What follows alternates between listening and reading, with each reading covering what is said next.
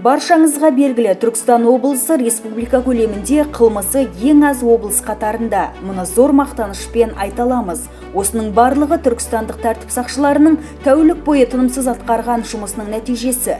Осы тұста өткен жылды қысқаша қорытындылап өтсек, 2021 жылы облыста 5411 қылмыстық құқық бұзушылық тіркелген. Бұл көрсеткіш 2020 жылмен салыстырғанда 4,4%-ға аз. Онша ауыр емес және орташа ауыр қылмыстар саны 2869-ды құрап 11%-ға төмендеген.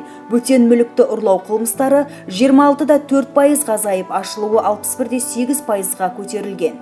Пәтер ұрлығы 17,2%-ға, мал ұрлығына байланысты қылмыстар 16,3%-ға азайған. Аса ауыр қылмыстардың ашылуы 96,6%-ға жоғарылаған. 2021 жылы есірткінің заңсыз айналымына қатысты 409 дерек тіркеліп, 5 тоннадан астам есірткі заттар алынған. Сондай-ақ, 2021 жылы 712 жол-көлік оқиғасы орын алған. Бұл өткен жылмен салыстырғанда 31,7%-ға аз. Жыл бойына 710.330 әкімшілік құқық бұзушылық анықталса, 1000-нан астам жүргізуші ішімдік ішіп көлік тізгіндеген үшін ұсталған. Облыс көлемінде бейнебақылау камераларының көмегімен 281 мыңнан астам құқық бұзушылық анықталған. Жасөспірімдер арасындағы қылмыс 12%-ға төмендеген.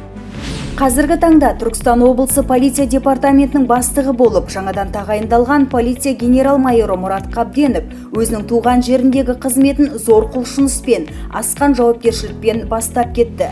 Қазақстан Республикасының президенті Қасым-Жомарт Тоқаевтың жаңа Қазақстан, жаңару мен жаңғыру жолы атты жолдауын қолдай отырып, ондағы көрсетілген тапсырмаларды жеке құраммен іске асырып жатыр. Оның ішінде полицияның сервистік модельге көшуі, жедел және дамыған әдістерді қолдануы, цифрлық технологияны меңгеруі, қылмыстардың азаюы жолында жүйелі жұмыстарды ұйымдастыруда. Мәселен, облыстың бас полицейі Түркістанға арнайы мамандарды шақырып, олар 3 күн бойы киелі өңірде сервистік полиция моделіне көшу мен сапалы іске асыру бойынша жұмыстарды атқарды. Аталмыш мамандар стационарлық бекеттерге барып, учаскелік инспекторларды, патрульдік полицейлерді жинап, арнайы дәрістер өткізді. Генерал үлкенге құрмет, кішіге ізет көрсетіп, ішкі істер орган ардагерлерімен кездесіп, ақ батасын алды. Қызмет бабында қаза тапқан полицейлердің де жұбайларымен жүздесіп, отбасыларына қолдау білдірді.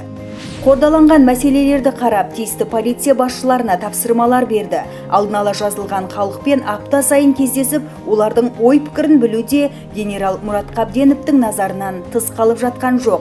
Ал мұндай игі шаралар мен жүйелі жұмыстар өз кезегінде Түркістан облысы полицейлерінің үнемі абырой биігінен көрінуіне себеп болмақ. Ең бастысы, қауіпсіз облыс құру бағытында күш-қуат сарқылмай, мінсіз қызмет ету.